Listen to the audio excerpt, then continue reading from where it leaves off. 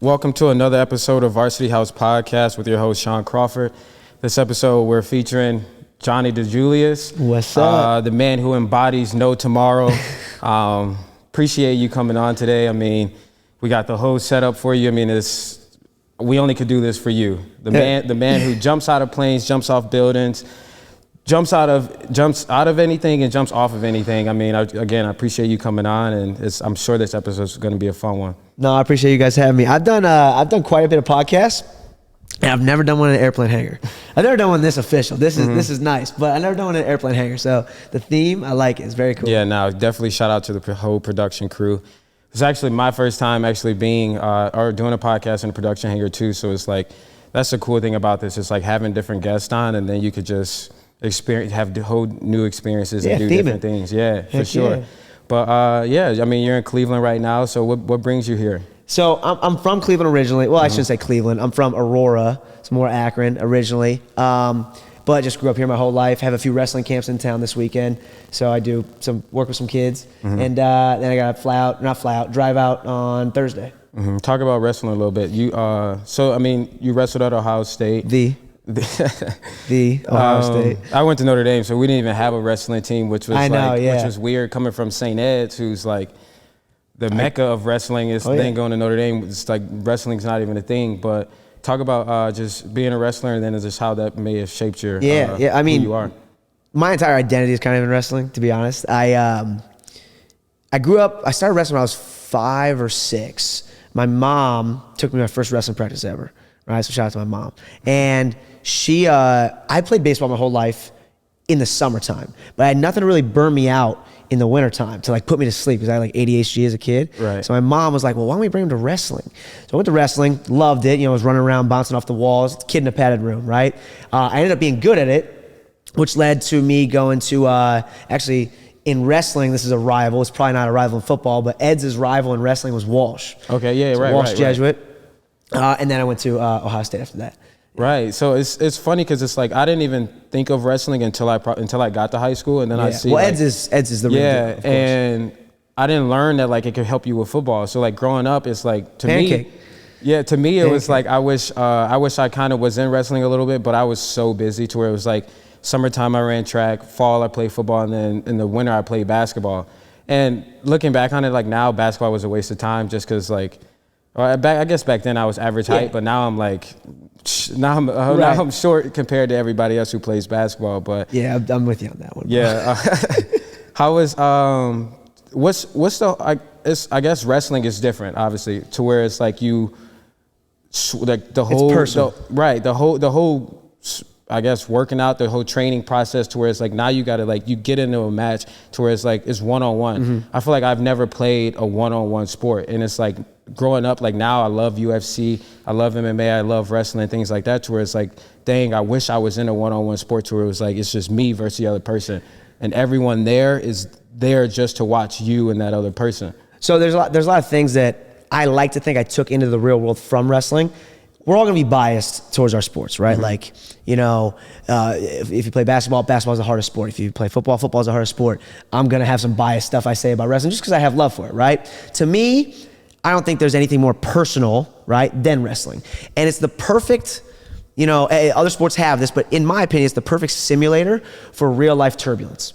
So, we're in an airplane hangar, so that actually works well. But let's say a lot of people assume that you can avoid turbulence, you can avoid suffering. Unfortunately, hardships are the only guarantee we have in life, right? People are gonna die, you're gonna get fired from jobs, you're gonna get cheated on or dumped, like shit happens, right?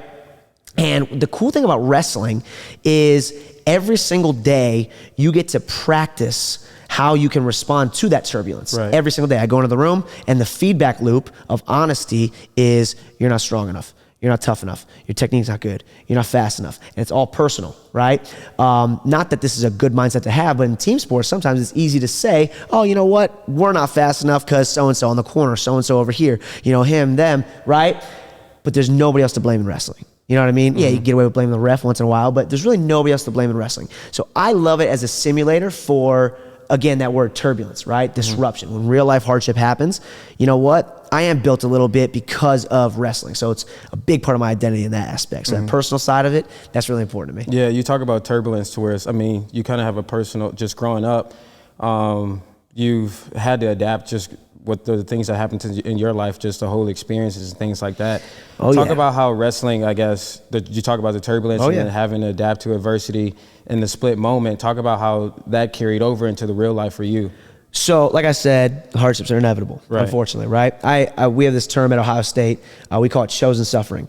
Chosen suffering doesn't mean, a lot of people try to avoid suffering, right? And what chosen suffering basically means, to me at least, shout out to Tom, he's my head coach at Ohio State. And he didn't come up with the term. He actually wrote a book called Chosen Suffering. I'm plugging stuff now. I'm plugging stuff now. I'm going to have to go check that out. I got paid for like, no, I'm playing. He came up with the term of the book, Chosen Suffering. And basically what chosen suffering means is you don't choose to suffer. Suffering is inevitable. You choose where you want to suffer at. Right. I love wrestling, right? So I choose to suffer at it. And I'm willing to suffer longer at something I love than something I don't love, something 100%. I have fear for, something I dislike, I hate, or I'm indifferent to. You ever heard the term, and I'll circle back to that real life stuff in a second. That's how my mind works sometimes, right? Have you ever heard the phrase, a walking man who loves walking will walk farther than a man who just loves where he's going? So basically what that means is, let's say me and you are going to walk across the country, like some exaggerated metaphor, right? We're going to walk across the country. You love walking. You just love actual moving your legs and walking. I love sunny California. By the time we get midway through Kansas, hardship is inevitable. It's going to happen. I love where I'm going. It's easier for me to bow out. You love just walking. Right? So like we're willing to stay in stuff longer that we love, right? Love is, as corny as it is, the most powerful force on earth, right? So I grew up loving wrestling. I loved every single bit of it. I didn't love cutting weight. I didn't love losing. I didn't love the kill yourself workouts, but I loved putting my foot on the line and seeing if I could do cool shit. Yeah, right? I love that. Yeah, right? I want to add to that too, because that's interesting. I never looked at it like that way too. Where it was like me in college, I had freshman year, I came in, tore up ACL, second year, tore an Achilles, and then it was like everyone, I feel like everyone on the outside is just like what are you gonna do? Like why do you keep coming back? Like if it keeps happening. And to me, it was just like the first time it was just like, oh, it's an ACL, everyone comes back from that, just like you see like Adrian Peterson, you see other guys and they just bounce back and they come back better and stronger. So that was like my mindset for the first time. And then the Achilles happened the next year, and then I'm like, dang, what's going on? Right, like I can't catch a break kind of thing. I never had an injury in high school. It was like played every game, every season, and then like whatever. Then I get here, new environment and things like that, and it just starts happening. I don't know where to look, Totally. And so I ended up coming back. I ended up starting my junior year, and then I came What position were you, if you don't mind me asking? Corner. Yeah, I figured you were corner, yeah. So I came back my junior year, played the entire year, started, and then I came back my senior year and tore my other ACL. So I'm like, to me by this time it's just like it's normal. But then I just like get back in rehab and just keep going. But to me I just love football. And then I became obsessed with just like proving like myself. 100%. Right? To where it was like other people, it's like, oh, he might be finished, he might be hurt. But then to me it was just like, yo, like I came back from the first one, started, like every time I came back from injury, I started. So to me it was just like, I'm meant to do this. You're a fighter. Yeah, I'm meant to do this. You're a fighter. And it just made my story, but like it got to a point to where it's like, it became so normal to me that like I didn't see it as like I was a fighter. To me, it was just like her injury, boom, come back. Like that's what it is. And then everyone's like, no, like you're crazy, like and all this other stuff. But it's like, to me, it's like, I love working out. I love playing with the guys. Yeah. I love being a part of the team. And like I ended up even staying 6 years, and I was fortunate enough to be a captain, go to the college football playoffs and do all this other stuff, to where it's like, at the end of the day, you look back on those things and it's like, those were blessings, because it's got me to this point to where I am today. Yeah. And it also allowed me to do things at Notre Dame and do things like after Notre Dame to just set me up in a position. 100%. No, so you made me think of like 16 things while we were talking, which is sick. But, okay, so kind of circling back to what you asked plus what you said, something I learned from wrestling that you just sparked in my head is I look at motivation as fire. Let's just use fire as an example. A lot of times we say, I'm fired up, I'm burnt out, stuff like that, right? What's lighter fluid do if I throw it on a fire? Yeah. For a second, right? Just for a second. External motivators is like lighter fluid. Sometimes I do it because, I'm playing a really hard team and I want to game up for this team. Right. Sometimes I do an extra rep because I was told, oh, so-and-so down the street, he's working out, got to do an extra rep here, right? External. Maybe I do it for my dad. Maybe I do something extra for my mom. So I'm doing all these things, and if my only motivators are external, any external motivator can be taken away at any time, right? My dad, unfortunately, real life stuff happens. He could pass away, God forbid. The kid that was working out down the street, he could break his leg and never wrestle again, right? Should I still do the extra rep? The answer is yes, because I'm capable. So while external motivators and lighter fluid will give you a burst of energy for a second, it can never be your flame. What your flame has to be is the most powerful force on earth, love. And you said, I didn't do it for anybody else. I did it to prove to me. So your entire motivation for coming through adversity was all internal, right? And that's something I totally got through wrestling. And again, any sport can give us that. But just being able to find motivation internal for me in a I guess you could use the word selfish in a selfish way, but in a good selfish way. You know what I mean? That's super important to me. Yeah, it's interesting because I was listening to Mike Tyson and he goes, I love his podcast. He goes, discipline is doing something that you hate like you love it. And that's what we're talking about, to where it's like you do all these hard things, but you got to have the mindset to do it like you love it. To where it's like it could be as little as taking out the trash, to where you don't half step it. You always do everything to the full degree like you love it. To where it's like I'm gonna go outside and do like gashers or do conditioning and do all these things. I don't love that, but like when I get out there on the line and the coach blows a whistle, I'm gonna give it my all like I love it.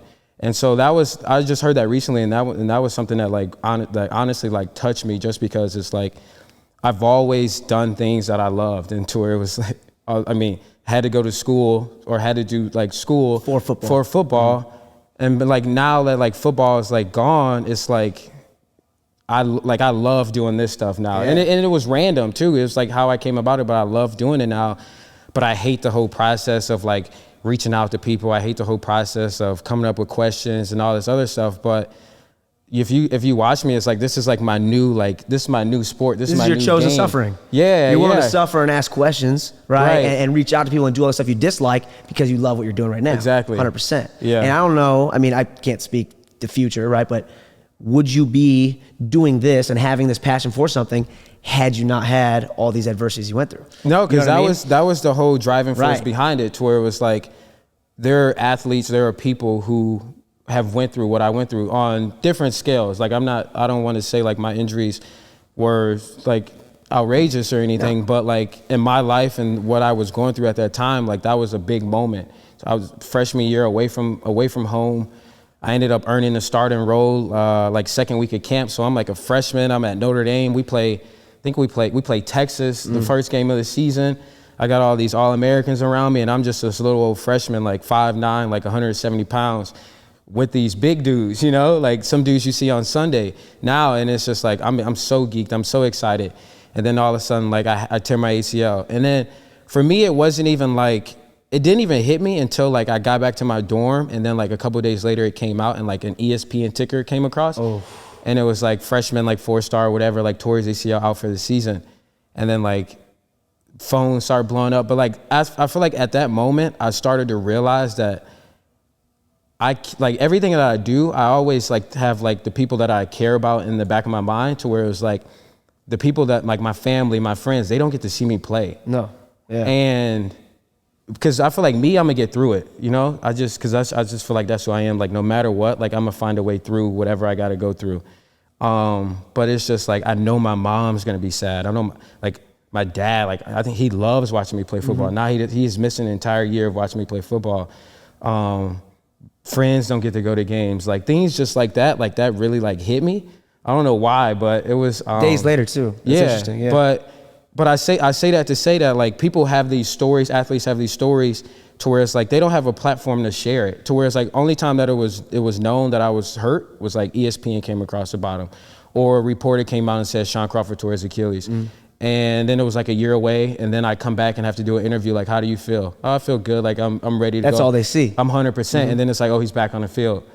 So fast forward to now, I'm thinking like, dang, like, I wish I had an hour in my own safe space to talk about what I went through. Talk about the almost like failing school just because like my whole like mental your identity is wrapped in sports. Exactly. 100%. And it's like I'm going to Notre Dame, who's like top of the top as far as like education, and I'm like, dude, I came here to play like football, you know what I mean? I came here to be on NBC. I came here to play nationally ranked games and all those things, and that was snatched away from me. So it's like from that I learned a lot, and to where it's like now it's like I'm sure there's so many people who injuries, family or deaths in the family and other things like that, to where it's like, yo, I want to provide a platform for you to just go out there and share it. 100%. So actually you hit on a couple things that like hit home with me a little bit. You asked about hardships, right? Who took me to my first practice? You remember? Your mom. My mama, right? I got it from my mama. So unfortunately, she passed away when I was 16. And she actually, because she took me to my first wrestling practice, I got her signature on the side that I get my hand raised in wrestling, right? Okay. All the wins to her, right? That's actually interesting. I got my one and only tattoo. I hate tattoos, but my grandma had passed my freshman year too, like over Christmas break, and I got her favorite verse. My help comes from the Lord. On the inside of your arm. Yeah, on my right wow. arm. So it's like That's anytime, cool. like this is like my strong arm too. Yeah, so you it's showed like, off. Yeah. So that was, I hate tattoos, and I was like, I'm gonna get one. Right. And it was for that reason. But continue. So I wouldn't have been able to get through, the death of a mom, somebody so close to you. Let's get this a little bit closer, without wrestling, right? And basically, and this is the same thing with football, and I'm assuming this is kind of a similar mindset, right? I'm wrestling. I get thrown, I'm not sure how much you know about wrestling, but let's say you get thrown to your back and you're giving up points very early in the match. First 5 seconds, I'm down 5-6-0. It's really easy, this would never happen, but it's really easy to say, why me? Oh, why God, why? Why does bad things happen to good people? Why would I do that stupid move? But that doesn't really get me anywhere, right? Why is a very past tense looking word. Instead, I should change why to what. That's what I call it why to what. If I change why to what, okay, what do I have to do to get back in this match? What do I have to do to, score points right now? What do I have to do to, get out on bottom if I'm on bottom, get to a leg if I'm on my feet, whatever it is, right? Changing why to what is a progressive word. I'm gonna look forward. Now, when it comes to adversity, right? Like real life adversity, injuries, or death in a family, or anything, to that extent, it's really easy for us to sit there and say, why God, why? Why would you take my mom? Why does bad things happen to good people? Anything like that. Why would this happen? But wrestling taught me, right? Wrestling taught me that discipline where you're talking about with Mike Tyson. Wrestling taught me there is no time for why. What do I got to do there to be, what do I have to do to be there for my brothers? What do I have to do to, be in a mental health positive state to get over the death of somebody so fast, so tragic that, I didn't know it was coming, right? What do I have to do to if you're religious, right, be closer to God or whatever it is, right? And that's something I got straight from wrestling. And the way you talk about discipline is everything to me. Because motivation, unfortunately, it does die. For sure. I don't want to wake up at 6 a.m. every day. There's days that I feel great, right? I'll wake up at 6. I'll get a 6-mile run in, sick, right? But there's also times where I don't want to do that. And I have been up late, and I am kind of tired. And maybe I just came off a loss, and I don't really want to be here. But my discipline of choosing to get up at 6 a.m. every day is the only thing I'm left with, right? So I actually do this in my other sport, base jumping. I use this exact same thing. I got this from an Olympic champion named Kyle Snyder. Kyle Snyder was an Olympic champion in wrestling. He wrestled at the Ohio State. And you like that, the, right? You guys ever play Ohio State at Notre Dame? My freshman year in the bowl game, we don't need to talk about it. We should talk about it. What happened? So I feel like if I was on the field, it would have been a different outcome. Of course. But, no, I'll give you that. Of course. I didn't play that year, but we what played. What bowl was it? Fiesta. So you're in Arizona? It was, yeah. Sick. But that was the year. They had Zeke. They had Braxton. They had the 3 Bosa. quarterbacks. Yeah. That was, it was a year after the championship. The year after. Okay, so 2016. Right. So studs across the field. Yeah. That was an both unbelievable Bosas. team. Maybe, I think just one. Yeah, okay. Yeah. Well, that's cool. But anyways, long story short, I apologize. I kind of lost my train of thought a little bit. You were talking about Kyle Snyder? Yes, Kyle. So something Kyle taught me with that discipline word that that you talked about, everything to me is habit, right? Everything is habit. If, you're getting an argument with your significant other and every time you get annoyed, you say the nastiest thing in your head, 20 times later, it's not going to be you choosing to say something nasty. It's going to be literally how you react at that point. It's just habit. It's muscle memory. Our brain is the most strongest muscle we have. So we think everything should be muscle memory, whether it's a route on the field or a move in wrestling, everything should be muscle memory, but we don't ever have our reactions be muscle memory, right? So a lot of us in sports have these misconceptions. In my eyes, they're misconceptions. Oh, you got to dig deep. Oh, you have to want it more than the other guy. Oh, winners win. I look at these as a little cheesy. I just do. Because when you're in the middle of turbulence, when you're in the middle of that fucking war, right? I don't want to be here anymore. That little voice is talking, yo, this sucks. It's really hard and takes a lot of energy to really dig deep and will it together. Right. But if I made that a habit every single time in the room, I only know one choice when actual turbulence happens, right? So I'm with Kyle Snyder, and he had this, cliche little corny phrase. He would say the words, protect nothing. And you can attribute that to anything. Don't protect my lead, don't protect my reputation, don't protect my gas tank, like be willing to get tired and whatnot. He would say, protect nothing, protect nothing, protect nothing. So he's in practice. All of a sudden, those voices start talking. He's in the dark place. I call it the ugly place, right? Mm-hmm. And we've all been there, right? Where you just, you're on a stadium run and you're in the darkness, right? So he's in the ugly place. And he doesn't want to be there anymore. He's starting to look at the clock. He wants the practice to be over. He says to himself, protect nothing. He then chooses to step forward, chooses to shoot, chooses to do another sprint, whatever it is, for 10 seconds. All of a sudden, fast forward, he's in a real match. He's in that dark place. He's in the third period. He don't want to be there no more. All of a sudden, he says out loud to himself, or maybe he talks to a coach, hey, this is what I want to hear. Protect nothing. He doesn't want to do this, but muscle memory is going to take over. He only knows how to do one thing after that point, right? When I'm terrified on a building, when I'm terrified on a cliff, I have a phrase I say. I don't know if you ever watch my videos. I have a phrase I say before I go that I created as muscle memory. Base jumpers all do this. I didn't create the phrase, but I stood on a curb. With a little fake parachute. And I would say, 3, 2, 1, see ya. I would step off the curb. Your most recent one, you did that, right? I always say 3, 2, 1, see ya. Every video. 3, 2, 1, see ya, throw. 3, 2, 1, see ya, throw. 3, 2, 1, see ya, throw. No joke, 500 times over the course of a weekend. I said 3, 2, 1, see ya, and I stepped off a curb onto a street. All of a sudden, I'm on my first base jump ever, right? I don't want to be on this jump. Like I do, but like in my head, all the what ifs are happening. Oh my gosh, I'm terrified. Oh my gosh, this sucks. Oh my God. Right? I don't know if you ever cliff jumped into water. No. Right? No. I'm not even going up there just because the whole what ifs is like. Yeah, they take over, right? Yeah. It will. That's my whole what if. Like it will. The second I say 3, 2, 1, see ya, I don't know anything else except muscle memory taking over at that point, and I go. There's no hesitation. There's no nothing. It's great because I had that with my mom. The why to what. I only knew one way to get over something so, for lack of a better term, horrific. You know what I mean? Mm-hmm. I only knew one way to react to that because it was muscle memory, thanks to wrestling. So, like I said from the beginning, it is my entire identity, Yeah, so, have you ever got to the top when you actually walked down? Oh, yeah. Mm-hmm. Yeah, of course. It's better to wish you jumped than wish you didn't jump at the end of the day. It's always a good idea to walk down, right? I'm not sure if a lot of people are aware what base jumping is. BASE is actually an acronym. I don't even know if you're aware of this. Mm-hmm. BASE is an acronym for building, antenna, span, which is like bridges, and then earth, which is cliffs. So you jump off one of those 4 objects. A lot of people associate height with danger. Like a skydive is more aesthetic. It's high up. Height is a walk in the park.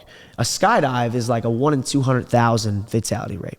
A base jump is a lot lower. It's a 1 in 60 fatality rate, not 60,000, right? 60. I'll do the skydive. Yeah, go skydiving, right? You'll be good. I'll do the skydive one day, but stick to that. We'll go together. We'll wear one of these Varsity House shirts. 1 in 60? Yeah. Nah, it's pretty low. But we look at it right from the outside looking in, like anything.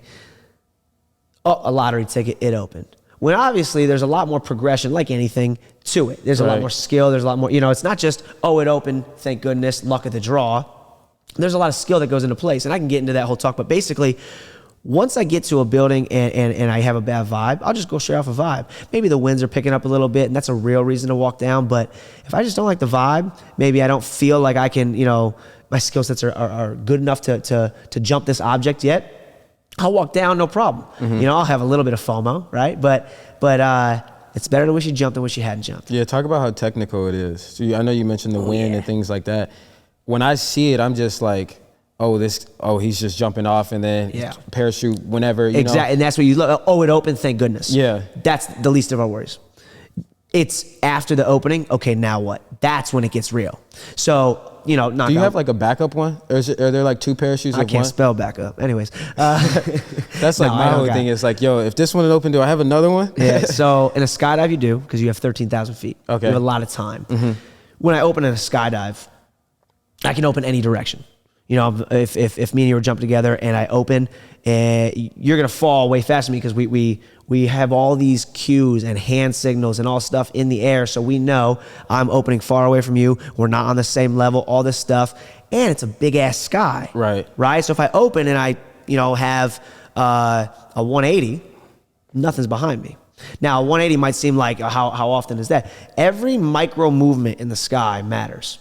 You know, you have so much wind resistance, you're falling at terminal velocity, that when I pull my parachute, if I just reach like this with one hand, I'm gonna turn.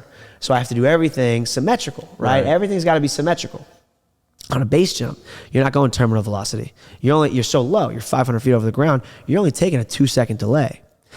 If I open and I have an off heading, it's a big ass cliff behind me. That's a big ass building behind me. That's not gonna be a fun day, right?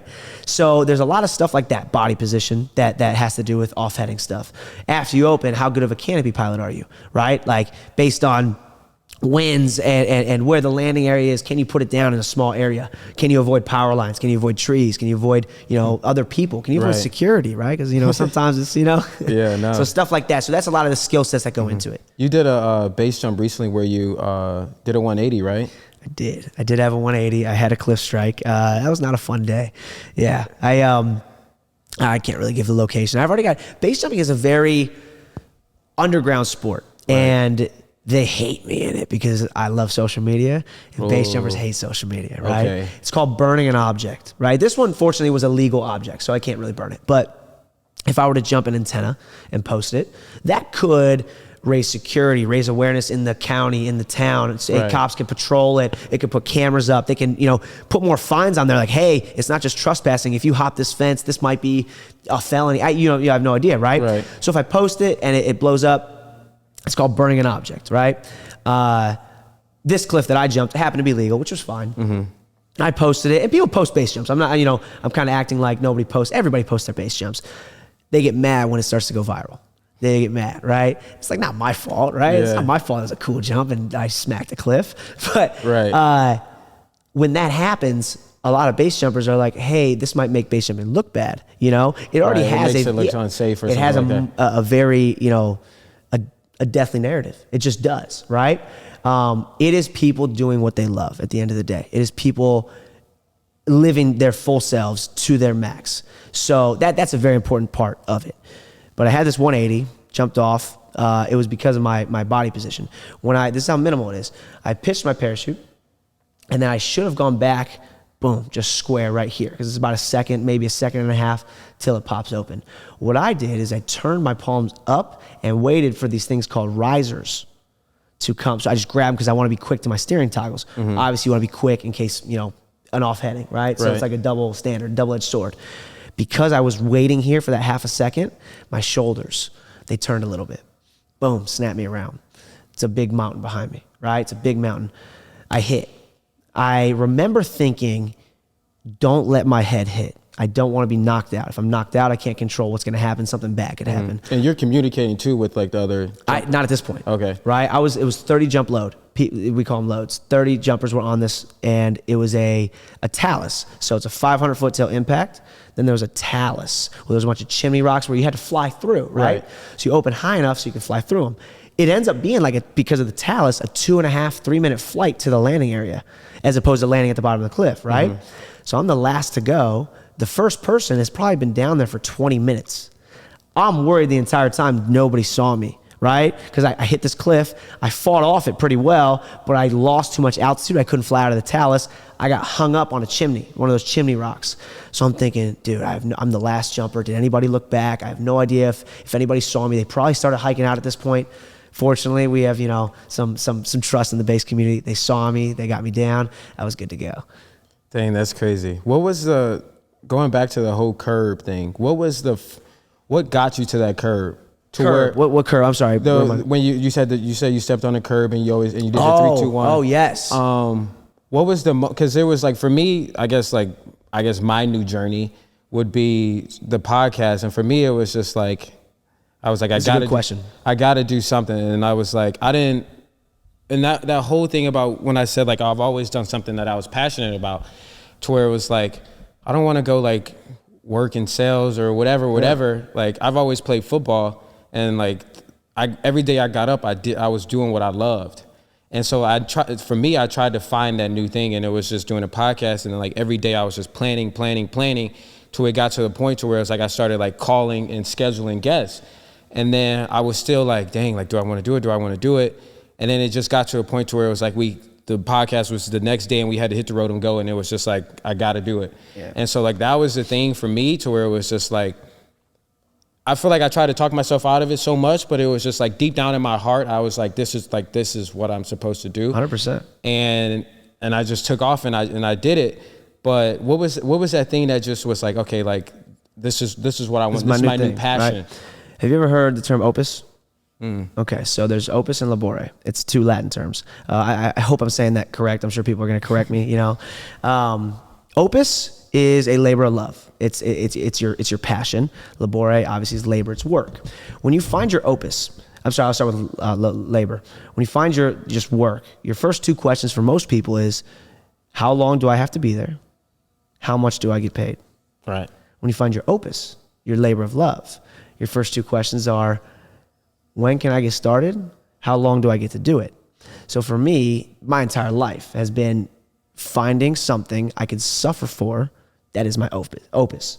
I want to suffer for something that is my total love. I love this so much, opus, right? When I was 18, I decided to go skydiving. I was still a wrestler, obviously. I'm always a wrestler, right? I know people only see the skydiving and base jumping videos, but let it be known. I'm a wrestler at heart. I still hit the field and, do drills and hills. No, I'm just saying, like, in my heart, though. You're right. You know what I mean? So I went skydiving when I was 18, tandem, loved it. It was fun. Did another tandem about a month later. 6 months later, because it was wintertime, did one more tandem, and someone goes, hey, you're wasting your money. Get your license, go skydive, go alone. So I started skydiving, and I did fall in love with parachutes. It was like, oh, this is so much fun. To the point where it's like the stuff you see, exits and free fall, was the least fun for me. It was flying my actual parachute, right? Just that progression in flying. It's called a canopy. Flying a canopy, so much fun for me. Once I got good at that, maybe I was, 200 jumps in, 250 jumps in, there's this thing called Bridge Day. And what Bridge Day is, it's one day a year in New River, West Virginia. There's an 876-foot bridge in New River Gorge. And one day a year, they make it legal for base jumpers. Imagine West Virginia hillbilly Mardi Gras. This shit is fucking wild, right? Mm-hmm. Like, there's 100,000 people on a bridge watching us jump. There's like 100 base jumpers. And it's the 3rd weekend every October, and it's a blast. My entire drop zone that I was skydiving with was going down for the weekend. And they're like, hey, dude, why don't you do a base jump? What if you like it? And that's kind of the next step in progression for that kind of stuff. So I said, all right, I'll try it. I took, a course. It's not really a course. I just had a guy tell me what to do, whatnot. And I started base jumping there, which is a very tall bridge, and once I fell in love with that, it started to get gnarlier, and now here we are. Fell in love with it. Damn, that's dope. Where did No Tmrw come from? Oh, I know that's your brand. So it's funny how this happened. So I've always been looking for like a hashtag. That's all I wanted was a hashtag. Something that like I can continue to post stuff and hashtag it and inspire people to do stuff, right? Something about like daring or living life to the fullest. I was thinking about all these things. That doesn't mean go jump off a fucking building. You shouldn't do that. That's crazy. But some people live life as a spectrum, too much on the responsible side, too much on the safe side, secure side. Hey, I got my rent money. Hey, I got, my meals are paid for. My bills are paid for. Even though I hate what I'm doing, like I'm good. I just want to inspire people to, it's okay to book a last second flight. Be a little spontaneous. You know what I mean? Go start a podcast. Go start a clothing brand. Do something that might be a little embarrassing. People might make fun of you for, right? For me, it's, it's a little wilder, right? But my No Tmrw is jumping off. So whatever makes you feel present. My dad doesn't really love the way I live, right? And he calls me one day, and I've actually never told this story on a podcast before. He calls me one day, and he's like, hey, what are you doing? And I'm like, oh, I'm about to go jump this building. And he's like, oh, you can't just, get a job and do this and do this and do this. I'm sitting there and I'm like, oh, here we go. And he goes, you live life on permanent spring break. You only care about today, never tomorrow. And he hangs up. And I'm like, yo. And I call my boy. Yeah, I call my boy. I'm like, yo, what do you think about No Tomorrow? And actually, Chief Keef had a song called No Tomorrow. Right. And I love Chief Keef, right? So I'm like, yo, what do you think about No Tomorrow? And then Chief in the song says, live No Tomorrow. And I'm like, this is kind of tight, right? So it abbreviated to TMRW just because I liked it. Yeah, it's social media and stuff. It's easier, it looks cooler, yeah. And it started off literally as just a hashtag. And then me and him were like, hey, what if we made it, just on some shirts and stuff like that? And we just started sending them out to people and inspire people to do cool stuff via videos. And then that turned into, let's make a bunch of videos wearing No Tomorrow, doing cool stuff, which led to, potentially a podcast one day. And I want, this is like, down the road, I want it to be like a TV show. Nothing about me. I want it to be, there's some guy climbing Everest. Just a bunch of shit. Yeah, that's just like, let's talk like about tomorrow. This guy's walking across America to raise money for whatever. Let's talk about his No Tomorrow. This is what he's doing. I want it to be stuff like that. So that's the goal one day. But yeah, that's how I came up with it. That's awesome, dude. Yeah. It's funny because it's like I feel like I haven't even like got to that like I feel like that No Tomorrow stage to where maybe in the podcast. Do you feel like, present right now? Yeah, it's pretty hard not to. Right? Yeah, but it's like. For me, it's like I don't let I think we got this done in like 2-3 days. Like we figured it out that quick, and to me it was just like hell yeah, I want them on. Like I appreciate it. There might not be. I guess this is like No Tomorrow, but there might not be another chance. Right. And that's the way that I actually do go about this podcast. Now that I think about it, to where it was like whatever I have to do to get that person, because it's like obviously the people that I want to have on like. Are important people to someone to some degree. They have a passion for something. Yeah. And they've been semi-successful. Yeah, and so it's like for them to just take the time out of their day and to come on the show, it's like, all right, like I'm gonna do everything that I can do to make it easy, to make 100%. It as easy on you. But no, I mean, like I appreciate you coming on and just, you're the man. So I was just.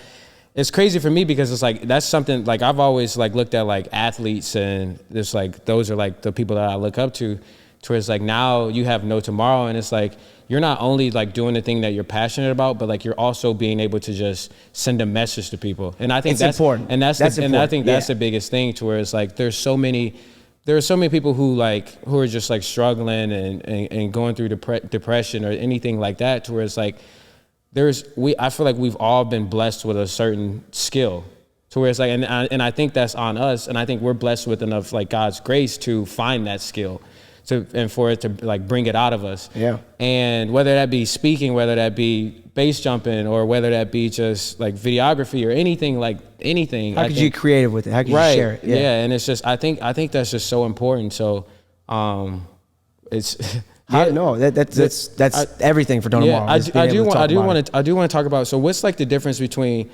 like the whole preparation to where it's like you get ready for a wrestling match versus a base jump? I like this question. It's like you probably got your headphones on, like you probably got Chief Keef in, getting ready for a wrestling match to where it's like.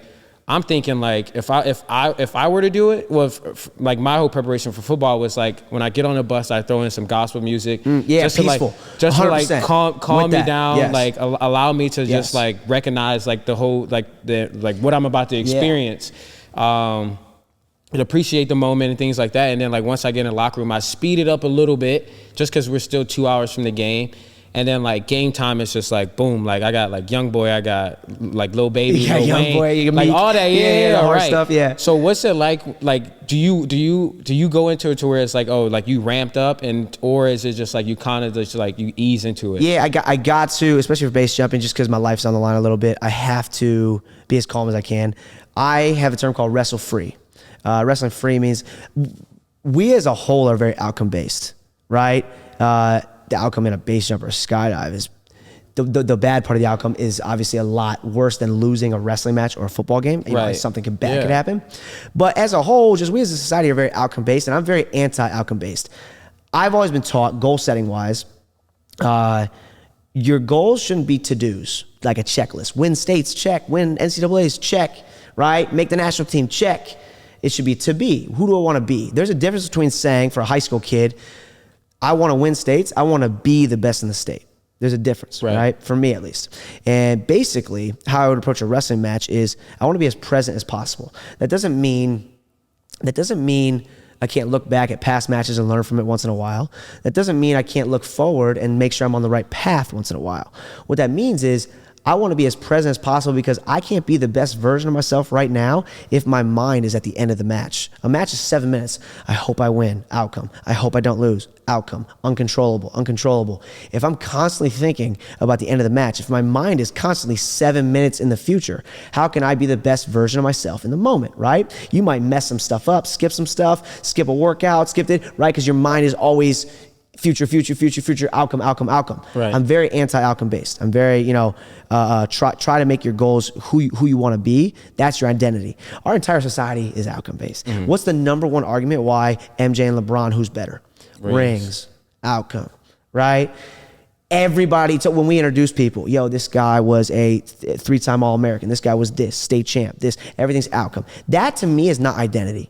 I'm not identified by any kind of outcome or, I'm not a millionaire, but like, for an example, millionaire, straight A student, definitely not one of those, right? Straight A student, millionaire, state champ, national champ, right? I'm not identified by any kind of outcome. I'm identified by steps leading up to an outcome. Was I on time? Did I do the right things? Was I a good person, right? Like stuff like that. To me, that makes up who somebody actually is, right? So when I'm before a wrestling match, it's easy to have pre-match nerves.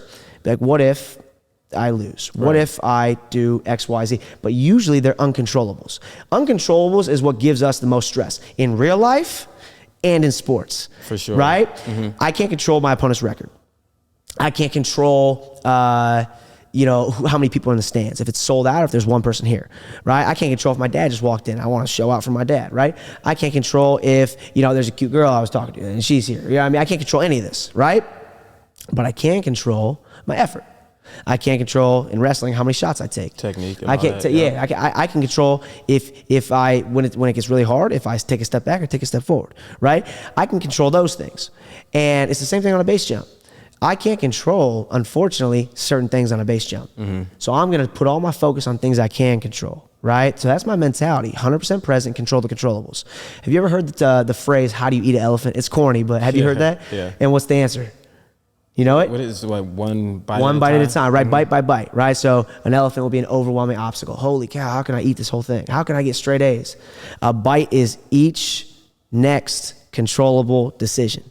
A byproduct of a lot of effort usually is a win. A byproduct of good body position on a base jump, good pack job, usually is a lot of fun, right? Like that's what it's going to be. So my mentality is being present, whether it's wrestling or base jumping, being present and focusing on what I can control, right? And not getting stressed out about these uncontrollable things that I have nothing, that literally I have no control over. Mm-hmm. Do you have the same amount of like fun when you first got into it to where it's like now it's kind of... Oh yeah. Would you consider it like a job, or is it just something that you do for fun that now I'm trying to make it a job via social media, maybe some stunt work, stuff like that. I've been fortunate with a few social media posts where, I've been able to monetize it. But for the most part, anything we do is not addicting. I shouldn't say addicting, that's a poor choice of words. Fulfilling without challenge. I need a challenge, right? The reason why a podcast would be, an obsession for you is because there's ups and downs. We think, again, outcome based, we think, I just want to win. I just want to win. But you need to care about competing more than you care about just winning. And even though winning's about, I know Vince Lombardi quotes and all this, winning's not a sometimes thing. Yeah, 100%, I'm about it, right? But competing, being in a fight, that's more important. And I'm not even talking just wrestling, like let's, you know what I mean? Like, let's get after it. Right. Just, I want to grit my teeth and work hard, right? A fight. That's really important to me because when I care about competing more than I just care about winning, I'm the man walking. I care about walking more than I care about where I'm going, right? Like, that's, it all comes full circle. And for me, base jumping is that, I know the process and the journey quotes are really cliche, but they're just because something's corny and cliche doesn't mean it lacks truth. You know what I mean? At the end of the day, and I get so passionate about this kind of stuff. I get fired up about it. And the stoke level I have for my base jump, just because it's the first one, or the 100. I have 153 base jumps and 541 skydives. We log everything. That's why I know. And I skydived yesterday, so that's why I knew my number. But it's the same because it's still challenging. I used to have this game on my phone. You probably played this. It has the ball at the bottom. I think it's called Balls with a Z.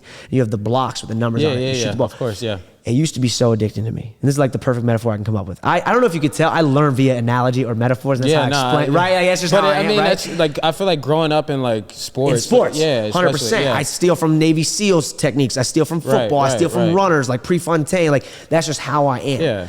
So it's how I've been wired. Because everyone's just, I feel like at the end of the day, greatness and success, you think the same, you're wired the same. Very. So when and I'm sorry, I keep losing my train of thought. What was I saying about this? I just said to you the ball game. The ball game. So the ball game, I used to be so like, I couldn't put it down, right? I'd make it to level 50, level 100, whatever it is. And I'd just be like, oh, I lose. And I'll restart it. Oh, lose, restart it. Oh, lose, restart it. And it was so appealing to me to keep trying to get better. All of a sudden I realized if I swipe my program out and I close my program, it restarts me on the same level I just died at. So now I'm getting the outcome I wanted every time. I'm winning. I can't lose. Yeah. Stop playing after a day. Right? Like the appeal was gone. So so many people think they want the win. They want the $1 million. They want the big house. They want the state title. It is important. But at the end of the day, put your value, put your focus, put who you are as a person on non-superficial things like the corny process, right? Mm-hmm. That stuff, the challenge is it's so much better. Especially, and if you do come up short, God forbid, the journey's worth it. Right. The journey's worth it because that's where my identity lies. You know what I mean? Yeah. What's next? Like, do you just, as you go and like you've done? Oh, I got some stuff. Do you just keep challenging yourself from the point to where it's like progression? You just get like riskier and riskier. Is that how it goes? It's not more so riskier and riskier. Like it is, base jumping is inherent in risk. Right. Right. But I guess just like more yes, it becomes more dangerous. Wingsuiting is, I'm assuming what you're talking about. That's the squirrel suits, the big wings right here, right? What wingsuiting is I've wingsuit skydived, but I'm at 13,000 feet, right? I'm at 13,500 feet to be exact, right? This is where we wear our altimeter on our arms, and that's when we open the door. Wingsuiting, though, is when you have those squirrel suits and you glide, but when you wingsuit base, you're proximity flying next to a mountain. So any little thing, unfortunately, some of these wingsuiters have no pull zones, which means they're so low to the talus, flying next to it before it drops off, that if they pulled their parachute, they're only 5 feet off the ground, they die. You literally can't pull your parachute out, right? So that stuff is where the 1 in 60 really falls in. Most 1 in 60 base jumpers, we've had 14 deaths so far in the world in 2022. And I think probably 10 of the 14 are wingsuit base jumpers. I mean, it is as gnarly as you can get. For me, though, I'm not there yet where I'm like, I need to do that. For me, I like creating. It's fun to be creative, right? So whether it's base jumping and I get to show creativity through videoing stuff, I like to do stuff like that.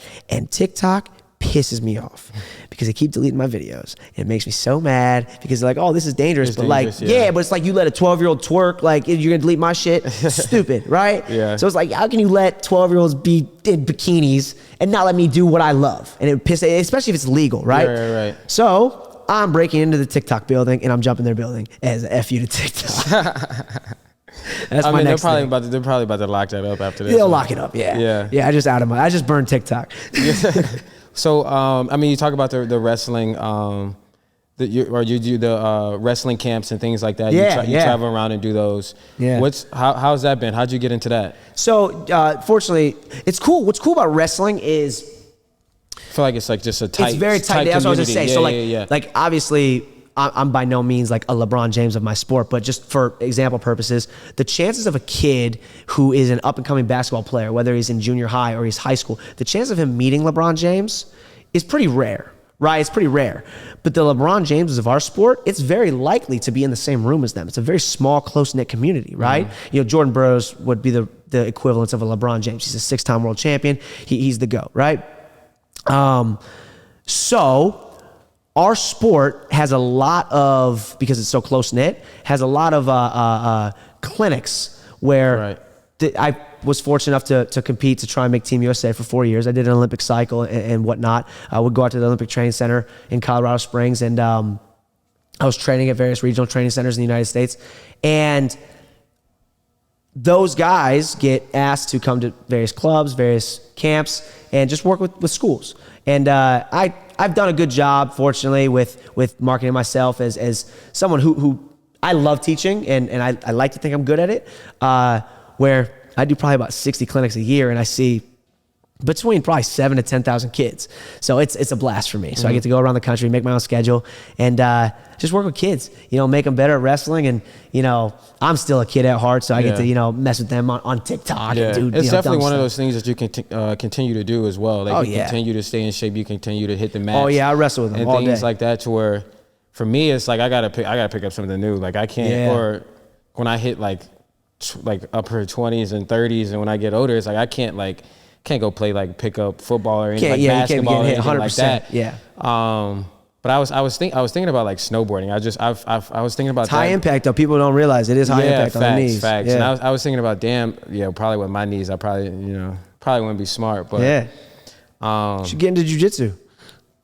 I was thinking Choke about some that. motherfuckers out. Yeah, I was thinking about that. I guess I'm not on the football field anymore. I may as well be dangerous.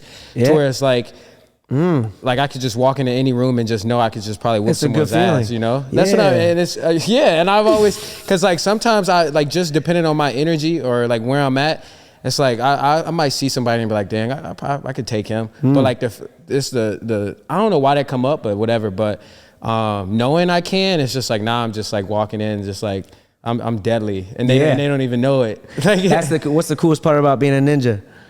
Ain't nobody know you're a ninja. That's the best part. You know what I mean? So I love anything about this. So I was actually fortunate enough. I lived with for about a month. I lived with Nick Diaz out in Stockton. Oh, I'm sure that was an interesting time in my life. Yeah, that was an interesting time. So through a few wrestlers, I'm became close with the Diaz's, Nate and Nick, and I was part of their fight camp, or Nate's fight camp a little bit. Nick was not fighting at the time when me and him became close, but I'm actually close with Nick. We go out a lot in Vegas. He's a fun guy to go out with. But they taught me a lot just about martial arts and just the way to see it.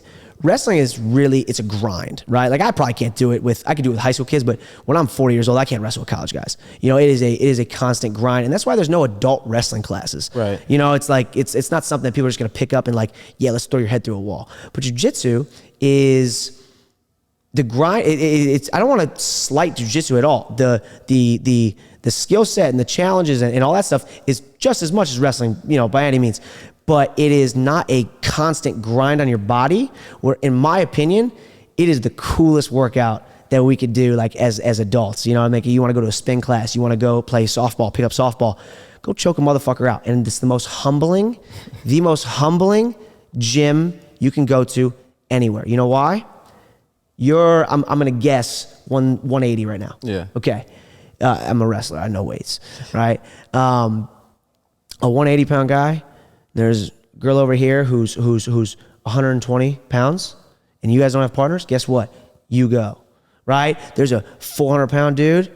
You go. There's this dude who doesn't speak English. You go. It's the most non-judgmental, respectful little simulation we can go. It's so interesting.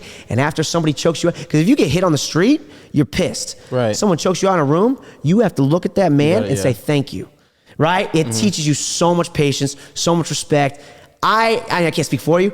I recommend getting in some gyms, man. Just, it is a very cool experience. I know we were talking about off shows, heading out to Vegas and hitting Extreme. Hit Extreme. Yeah, we'll definitely have to link up. I got a bunch of friends out there that I'll put you in touch with. Some fighters that, they're just from Cleveland, Ohio. So I'll put you in touch. They'll show you around the gym. Yeah, no.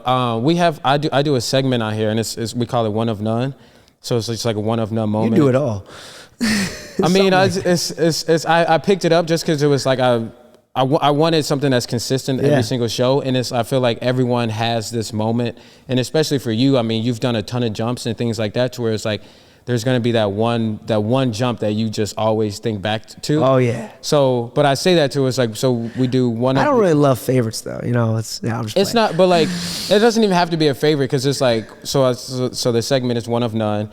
And for me, this happened just last week, and it used to be me playing a game forcing a fumble on the goal line, and then also recovering it, things like that. Gotcha, yeah. But it was like a whole, just like the emotions. Well, can you tell me you're one of one? Yeah, I'm sorry, one of none. One of none. So what's your experience? Not game, but I want one moment that you were like, yo, that was it. Like if someone made my movie, that's my main character moment. I guess I got two. So for sports. Oh, you got one off the field too. Yeah, and that's where I like, nice. And that's where I really want to go with it. I'm really liking this. That's where I really want to go with it, because like for sports, it was probably like one of those. Okay, so after I tore my ACL, I was a freshman. Yeah, get detailed. I want to hear it. I tore my ACL my freshman year, and we played Texas at home, blew them out. So then the next year we come back, we play Texas on the road, and crazy stadium. It's the biggest in the country. Yeah. No, Michigan is. Michigan is. Yeah, we don't like them. I actually been to a Notre Dame Michigan game. Did we win? Notre Dame did win. Good. It was cool. I was celebrating outside touchdown Jesus and everything. It was cool. But so my sophomore year, first game, Texas, like I'm back. I'm starting. It was a Monday night game too, or a Sunday night game. So it was prime time, only game on that day. A night game, whatever. And so like I know all my friends are watching. I know everyone's watching, because it's like boom, like only game on. So we get in there. It's a tough game. The loudest place I've ever played. Like they have a cannon at their stadium. So it's like anytime, and they scored first. Boom. So yeah, and they shoot the cannon every time they score it. And I think we both ended up scoring like 40 points that game. So it's like that cannon. It was a shootout. That cannon went off a lot. And I play defense, so the fact that it's a shootout is pretty bad. But so we get to the game, like it's an up and down game for both teams, like very, very competitive. And then like in the second half, like they're coming out of their own end zone, and then I ended up getting an interception. It might have been early fourth quarter or late third. I ended up getting an interception, set our team up for a touchdown to go and tie the game. You were a big pivot in that game. Yeah, so it was like, and this is me back off. So this is like my first college game, and this is me back off the ACL, and so I'm like, I'm excited. I'm so excited. I get the interception. I probably should have just ran straight down the sideline for a touchdown. I'm running across the field. Wait, pause real quick. I don't know if this is the same with you guys, but like whenever I have one of those kind of moments, I call it a slow motion moment. Dude, right? It was like me, and I was like the only one on the field. You know what transient hypofrontality is? I do not. Flow state. It's like the thinking part of my brain turns off, and it's just, there could be a fire in the stands and I ain't gonna notice. You know what I mean? I'm just there. It was the crowd. No one, I couldn't hear anything. It was just like me trying to avoid everyone in the orange jerseys, basically. And so that's no tomorrow, by the way. I ended up getting that interception, set us up. We scored a touchdown. We tied the game, I think. And then they come back, they get the ball, run down the field, score. And then like as they're kicking an extra point, one of our guys block it. I'm there to scoop it, and I return it for 2 points. And then that ended up, that was like some Auburn, Alabama stuff, right? Similar, because I'm trying to picture. Well, no, because that was like they kicked it off and he caught it, or they kicked the extra point and he caught it and then returned it. That's what it was. Mine was that was for a touchdown. Mine was only for 2 points, but at this point we were only down 2 points actually. So they came back, they scored, they kicked the extra point, we blocked it. I returned it back, tied the game up, that sent it to overtime. And so I had, like, that was just like, this is my first game back too. So I'm thinking like, oh my God, it's crazy. We go to overtime, they end up winning the game. So it's like, to me, it was like, dang, I just had this crazy game. And it's like, now that don't even matter. But for me personally, like that was like a huge moment 100%, bro. To where it was like, okay, I belong here. And then just recently, my one off the field was, we were at Truck Park in Lakewood actually. And I was just like hanging out, just chilling. And a kid comes up to me and goes, "You're Shaun Crawford, right?" And I was like, "Yeah." And he was like, he goes like, "Varsity House podcast?" And I was like, "No way." Yeah, but this was like, so I was shocked. So, because usually it's like, oh, you play football, you went to San Diego, you did all this stuff. And I was like, but he was like podcast. And I was like, yeah. He was like, dude, I watched it. He was like, I'm excited for what you're doing. He's like, I love the content. I was like, dang. I was like, I know, that's sick. And so like, now it's like, because you usually do, I was doing it for fun, and I never really like, it's bigger than me now. Yeah, I never really noticed like people were aware of, like, obviously people watch it and things like that, but I didn't know it was like actually like hitting people like the that. Impact. But like once that happened, I was like, dude, like I got his number and everything, because I was just like, dude, like I want to like keep this relationship. I was like, you subscribe and all this other like did that whole thing, but you're gonna have a lot of numbers to keep if that's the right. It was just that this was the first person, you know, and it wasn't like, oh, you play football now you do a podcast. It was like, you did a podcast, and it was like that's what I was like known for, and that really hit me. Totally, so 100%. That was very long. I usually don't even go that long when I talk about it, but what's your one of none moment? One of none. I mean, I'd like to think about it more, but off the top of my head, I got a few I could think of. It's actually not base jumping. Like I said, I gotta kind of like go way left field to circle back in order to like make sense in my own head. I talk about this a lot with a lot of my friends. Have you ever heard of the term pronoia? Mm-mm. So pronoia is the opposite of paranoia. What pronoia is, paranoia is obviously the world is out to get me. Right. Pronoia is the world is conspiring in my favor. So I just made this up, I call it my pothole theory, right? I just made this up, right? Let's say you're driving somewhere you really want to be. All your high school boys are at some pregame and you're super excited to see them. It's a homecoming. You haven't seen them in so long. You're on your way there. Maybe you're going on a flight. You're about to go to Florida. You're about to hang with your friends, whatever it is. Maybe you're going to a concert and you're super excited to go. You've been looking forward to it all week is basically the point. You're driving. Boom, you hit a pothole. Dude. Right? Literally. This happened. All right, this is funny. All right, good. We've been trying to go to this one place, this restaurant for like weeks, and we're finally like, all right, like we get in the car, we finally going to this new restaurant that opened, so we were finally going, and on the way there, hit a pothole, the car breaks down, and it's like, dude, it's like I'm never going back, but right, so it's funny because that just happened. Check this, right? So I call it a pothole theory because it's probably gonna take, you know, if you do change your tire, it's gonna take 20 minutes, right? You might miss your flight. The person you were trying to watch on the concert, if it's a small venue, like their set might be done. Right. Your boys might be at the bar by now. You're not gonna get that like nice intimate time to see everybody. It's not at the pregame no more. You get back in the car, you start driving. Motherfucker, I can't believe I hit the pothole. Like woo, this and that. And you're driving. About a mile down the road, there's an accident, right? That accident, maybe it's fatal. Maybe someone's getting carried on a stretcher or whatnot. You rubberneck, you keep looking, and then you just keep complaining about your own life, right? We will never know what potholes actually saved our lives from that accident. You'll never know, had you never had that surgery, you might have been in a game and broke your neck one day. You don't know if that was the best pothole, if that was the best flat tire you could have ever fucking had, right? And that's how I literally view life. And I had that moment. The way I kind of like came to this mindset, right, this is a little bit long of a story, but I'll shorten it out. I'll give you the Spark Notes version because I've been talking a lot. I'm sorry. No, but you're good. Along with the passion of adrenaline stuff, parachuting, I have the biggest passion for traveling. That's probably the one that is mostly in my head at all times. I just want to go everywhere. I love the process of traveling. I love the delayed flight. I love Annie Ann's pretzels at the fucking airport. You know what I mean? I love it. I just do. I love the Annie Ann's, but I delayed. You feel that? Yeah. The cinnamon one, right? Yeah, of course, with the glaze. Of course, yeah. So I get the little slushy too yeah, now. the blue one. Yeah, I do too. Yeah. So I've been able to go to quite a few places. I don't know how many countries I'm at right now. I know I'm at 49 states. I'm missing Alaska, but I'm roughly between like 40 and 50 countries. And when I go to these places, I obviously try to go to the most adventurous route I can. We were going to run with the Bulls actually in Spain. Me and my homie Bryce. And shout out to Bryce Meredith. He owns No Tomorrow with me. And he's an MMA fighter in Arizona with Mark. Okay. Yeah, I gotta get out there. Gotta get out there. Yeah. So we're flying, and we're doing a whole Euro trip. We're hitting Ibiza, we're going to Paris, we're going to Cannes, we're going south of France. We end up going to Iceland on the way there. And I had been to Iceland in the past for a few days, so I knew what to go look for. This was only like a 24-hour layover. So I was like, listen, Bryce, we got to really cram a lot in. I want you to see some cool stuff, some waterfalls, some hikes. Like, it was midnight sun at this moment, so the sun wasn't setting. We had all this daylight. It was sick. So everybody in Iceland goes to this place called the Blue Lagoon. Right, yeah, of course. You've seen it. Yeah.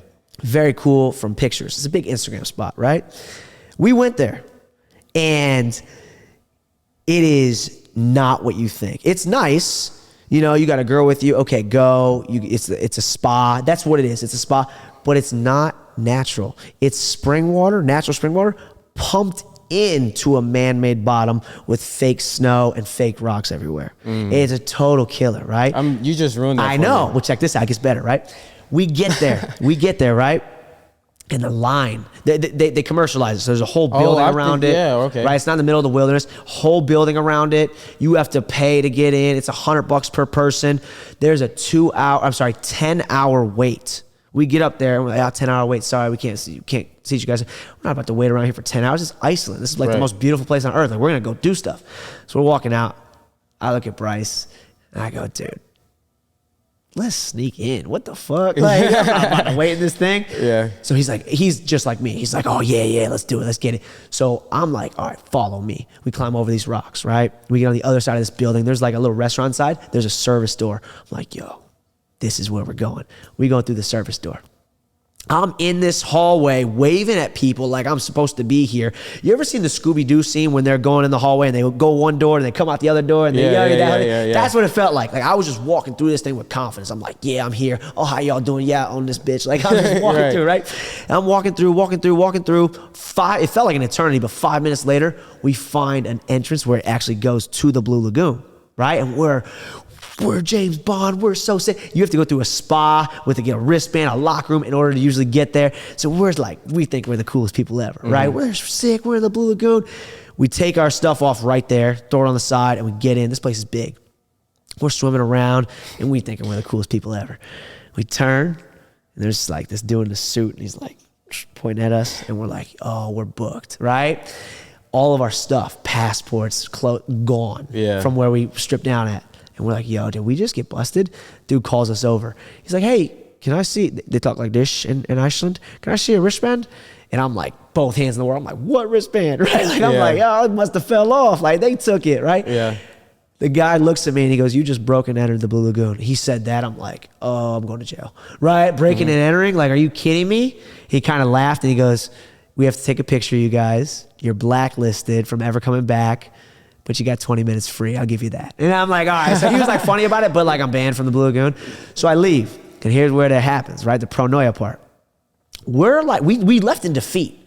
Not only was it not like a natural, cool, like wilderness, adventurous place, we didn't even get to experience. We got busted, right? So we're like, Bryce, let's find a real spring. I've never been to one in the middle of the wilderness. Like, I want some real like glacier runoff, hot spring, like midnight sun, Icelandic stuff, like what you would think in a movie, right? So we're on all these forums, on all these back pages. Where can we go? Where is this? We find one. Not even on Google, like it was on some like subreddit like type of thing. It's a 2-hour drive out in the middle of the wilderness. And then it's only like a mile hike, but it's up this like glacier river, right? And in Iceland, imagine like an Amish town. There's only like a few buildings, right? But it's obviously not Amish people, it's Icelandic people, but they're always like, they're 45 minutes apart. I don't know how these people trick or treat. There's like 3 buildings in the whole place, right? So that's his value, the right thing. Yeah. Right? So like, they're 45 minutes apart. Hardly anybody lives there. There's only one major city, Reykjavik, on the island. We're like 45 minutes away. I'm sorry, we're like 2 hours away. We drive to this hiking, this turnout, right? We get to this trailhead. We start hiking out. We find this river, right? This glacier river, freezing cold. And like out of a movie, after like a mile up the river, you couldn't see the difference. You just saw one part of the river steaming and the other part just like ice cold. And it's just green everywhere. Like someone hit the saturation button and it was just boom, expand, right? We're in a cartoon. So we're in this thing and we're just so stoked. These 2 kids show up from Iceland, right? These 2 kids show up. They're sitting with us and we're talking to them. They're probably like 18, 19 years old. And we're talking, we're rapping. It starts to rain. Drizzle. It starts to drizzle, right? Again, it's midnight. It's the coolest place ever. It starts to drizzle. We start walking back because, it's about to rain. We got to get out of here. And this Icelandic kid looks at me and he goes, hey, can you give me a ride back to the nearest town?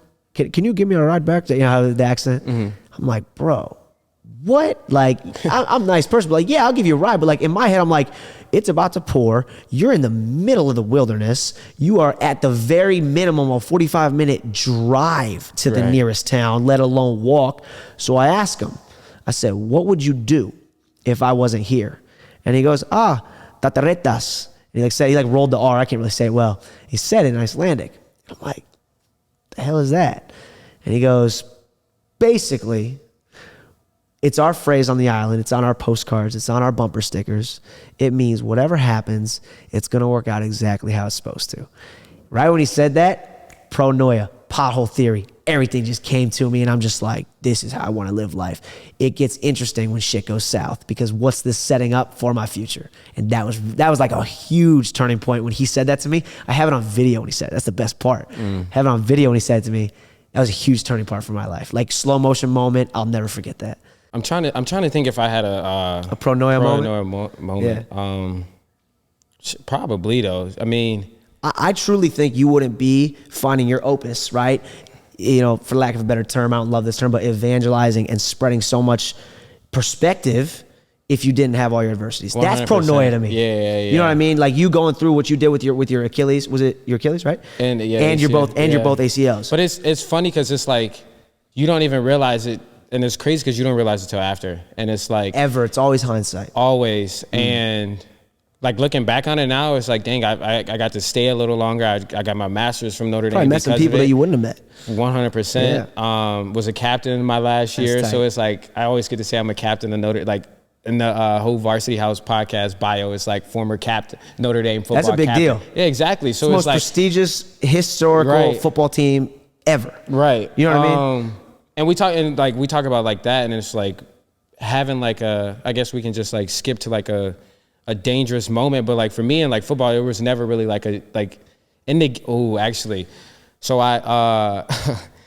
my fifth year, I dislocated my elbow in the middle of a game, and when I say like when I look to my left with my left arm, I look to my left, and so at first I hit the ground. Don't fall. They always teach you don't fall like that. You hyperextended or what? I dislocated it. It went that way, and this was like the only time in like football that I was like scared. Yeah. Like of something that happened, because it was like ACL. It's like it's like numb, and then it comes back, and you just walk it off. Yeah. But like this one, you it was can walk on an ACL. That's the worst part of it. Yeah. And so like I was on the ground, and it was like the middle of a place because I was like trying to like break up a pass. So I'm like on the ground, and then I'm looking at the play, someone tackles them or whatever, and all of a sudden I'm just laying on the ground. I just feel like a numbness in my arm. It's like I don't feel my arm, but I look to my left, and like it's all the way over there, and I just like start like moving my fingers. And this was just like, I was just trying to see like, damn, like is it connected? And so ended up happening, like I had a teammate run past me. He was like, oh fuck. And like at that moment, I knew like, all right, I'm not good. I tried to, it was like falling. It was like dangling. So I used my right hand just to like carry it, to pick it back up and hold it.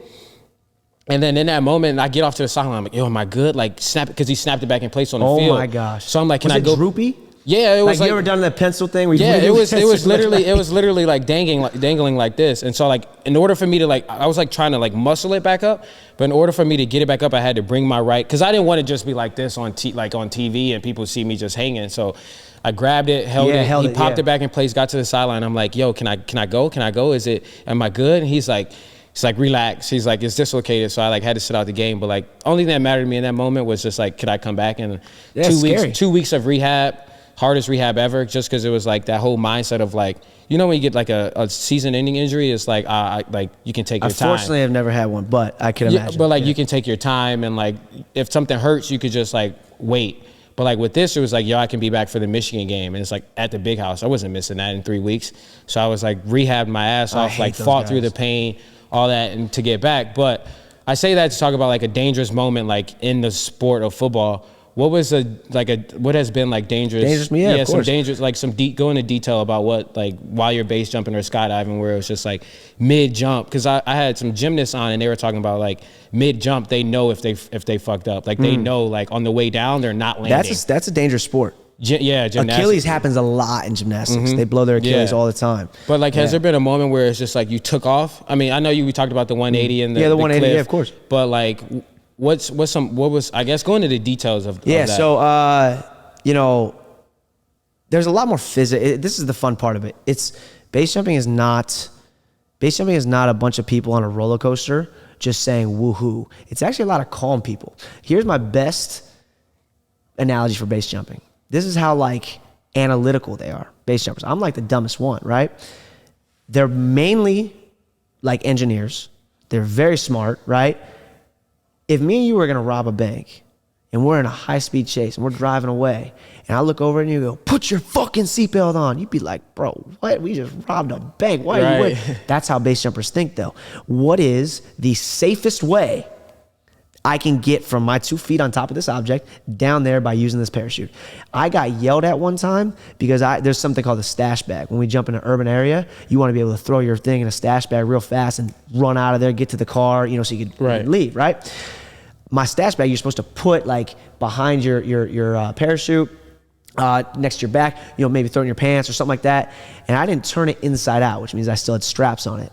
It is like very unlikely. It is like seatbelt level unlikely that one of those things could snag something. I got cussed out because that's literally how they think, right? A lot of people, I hate the word fearless. I think fearless is the stupidest word because I've done the scariest stuff in the world, right? I've stared at a 12-foot tiger shark this close to me, right? I've jumped off mountains. I've wrestled in the Big Ten, right? That's the scariest one. Now, I've done the scariest stuff in the world, and I am terrified, like absolutely terrified. And the person who says they're fearless, I think you're either lying or you're naive. You're not doing what actually scares you. That doesn't mean that you get scared before you go to a football game, but there's things out there that do scare us, and it's okay to admit that because the coolest thing you can be is courageous. And the definition of courage, you probably don't know it verbatim, but it's doing something in spite of having fear. So you can't be courageous unless you're scared. Unless you're scared, right? I get scared on every jump. I get scared on every single jump. And the scariest, most dangerous one I probably did was called car base. This is a pretty good video. You probably haven't seen it. I'll show you. It's deep on my Instagram. But we thought it'd be fun. Bridge is probably the least dangerous object to jump of the 4 because if you have an off-heading, it's a bridge, right? It's fine. We thought it'd be fun to ride on top of a car, like car surf across the bridge and then jump off. So I'll just say that location. I don't care. It's illegal, but we're in Washington on this bridge and I'm with 4 of my buddies and we got a driver and we're like, yeah, we're gonna do car base. You know what inertia means by chance? You probably remember from physics class. Whatever direction I'm moving at this speed, right? The second I leave the vehicle, I'm still moving that way. Like if I drop a tennis ball outside of a window of a car, it doesn't fall straight down. It goes that 60 miles an hour that I was already going. So when I exit a vehicle, I'm gonna keep going. We were going 30. I'm gonna keep going 30 miles an hour laterally, right? This bridge, not only is it only about 350 feet tall, it's not that long of a bridge. And the valley, it gets shallow on the side. So the deepest part of the bridge was a small window. Right. So we walked to the middle of the bridge, and it's me and my buddy Chase. Shout out to Chase Reinford, right? Me and my buddy Chase, we looked down. And, 350 feet, I've jumped a bunch of times. So, okay, this looks good. And if I was just standing there poised, it looked like a great jump. And we say, listen, we got to take about a 2-second delay to let us get to the center of the bridge, and it'll take an extra second to reach back and pull. So about 3 seconds, we're gonna be in free fall. So we had to think, how far will I go laterally, right? Laterally in 3 seconds if we're going 30 miles an hour. So we just started stepping, right? We just started counting feet-wise. We started counting feet. We did the math. It was supposed to be, I think it was like 140 feet. And we put a marker at 140 feet from the center of the bridge. And we said, this is when you jump, right here. And if you trust the math, you'll jump at this marker. Wow. 3 seconds later, you'll open in the center of the bridge. Yeah. I looked over that fucking marker. That thing was like 50 feet over the fucking ground.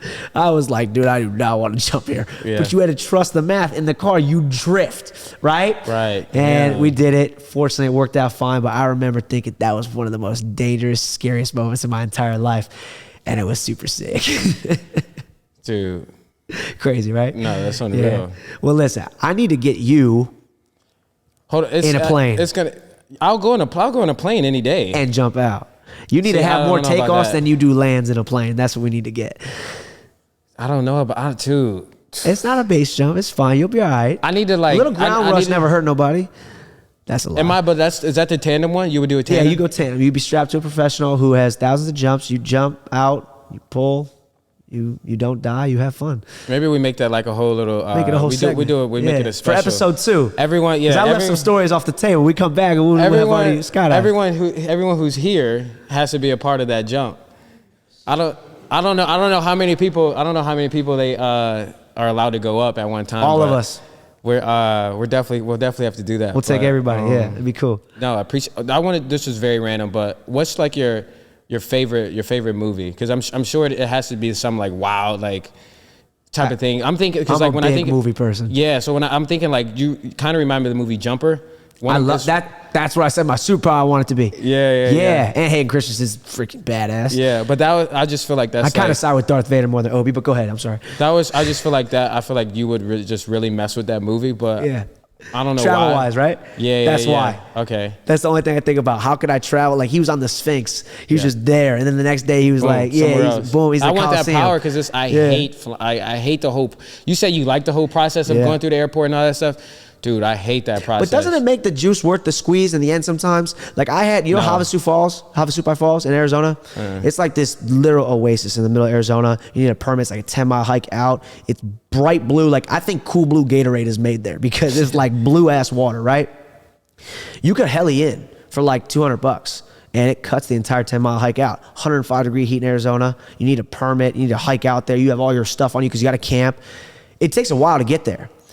The fact that I didn't heli and cut that short, the number one thing I remember, like memory-wise, was I was on that hike with my boys, and it was like the funniest, like, chosen suffering moments. It was like, we hate this, but we're clowning, we're developing inside jokes, we have all these different, like, video. Like, it was such a bonding experience that by the time we got to that thing, it was like walking into Willy Wonka's chocolate factory. It was like, are you kidding me? This is insane. It made it so worth it. Like, I know I keep going back to that process stuff, but it was so worth it because of that. I get that with flying. I feel like it's worth it because I worked to get there. You know what I mean? I don't know. Yeah. That's how I like to view it. It's just the whole, like, I just experienced some delayed flights and all that stuff. So, just maybe just recently, but usually it's pretty good. Yes. But recently, cancel flight though. That's an extended trip. I had to cancel one in Miami. That's the best. That's an art form. 2 weeks ago, and I was like, all right, I bet I get to see another day in Miami. Yeah, missing flights is a skill set. That's one of my specialties. That one was good, but. My mom would tell you, the morning flights. I always book a morning flight. I don't know why, and I just always miss it. And like, even though I know, like, I got like I have like an 8:30 flight or whatever, like 7 a.m. flight, and it's like, I know I got this flight, but it's like my best night is always the last night. It's always like that. And it's just I just in the middle of the night, like 5 a.m. or whatever, it's like I'm not making that flight. I'm just like figuring out, like, finding the next one and just. That's whatever happens. But like, paranoia. Yeah. Maybe that flight wouldn't have, you know what I mean? Maybe something bad would have happened. Maybe I meet someone, me staying an extra day and all that other stuff. Like, exactly. That's kind of how I view. That's how I mean, you ran into each other low key. You know what I mean? Like, I wasn't supposed to be in Cleveland that weekend. How many things, like, I hate the word perfect because so many things have to go imperfect for something to go perfect, right? I really, truly believe, I mean, again, analogies, right? Like a girl in the middle of New York City is running late for her first day of work. First thing goes wrong, right? She runs down the stairs, breaks a heel. Second thing goes wrong, right? She runs out the door and she has to catch a taxi or an Uber or something because she has to get to work on time. Gets splashed by a puddle. Third thing goes wrong. She sits on a bench to fix her heel and to dry off, right? She sits in gum. Fourth thing goes wrong. She gets up to take the gum off her skirt to throw it out. As she throws it out, some dude's walking by with a Starbucks coffee cup. He throws it out at the same time. They start talking. What if that's the love of her life? How many things had to be imperfect for that to go perfectly? You know what I mean? Like, I really try to look at life that way. It's delusional optimism. I get it. No, life doesn't always work like that, but I like to think of it like that. You know, it's more fun that way, you know? Nah, I mean, I feel like we could talk all day. We could. But I'm down. I appreciate Tori for the dope location. I mean, we do it big here at Varsity House, and so I feel like just with the name Varsity, you always gotta be at the highest level. I appreciate you having me too. Thank you so much. I mean, it was like you were introduced to me and was like, yo, he would love to be on a podcast. I'm like, really? Like, but to me, it's like, oh, I'm starting up. I'm trying to reach out to people that I know, and then it's like, when someone else wants to get on, it's like, yo, crazy. Like, all right, like, I'm down to do it. But no, I appreciate you. I mean, it was a fun conversation. I learned a lot about, like, base jumping, skydiving. I feel like I'm a little bit more comfortable maybe going skydiving one day. But I mean, also just like you talked about, I learned a lot of analogies during this episode. I know. I'm sorry about that. I can't help it. I can't help it. I love that now. Just because, you remember what that means? The Icelandic word. Or whatever's supposed to happen or something like that. It works out, dog. Yeah. I mean, and that's life. And so, I think just what you've gone through, what you experienced, led you to this point. And I mean, seem like you're happy. You seem like you're doing what you love to do. So. Likewise. Continue to be a beast, bro. No tomorrow. Appreciate you, man. Thank you. Another episode of Varsity House Podcast. Shaun Crawford here, Johnni DiJulius. We appreciate Tori with hooking us up with the dope hanger. May have to come out here and just kick it one day. Maybe do some more podcasts out here. But also thank you, Michaela, for connecting us two right here. But yeah, I mean, we're going to continue to deliver great content. Subscribe to our YouTube channel, Varsity House Podcast. Follow us on all our social media accounts at Varsity House Podcast. And yeah, just be on the lookout for more.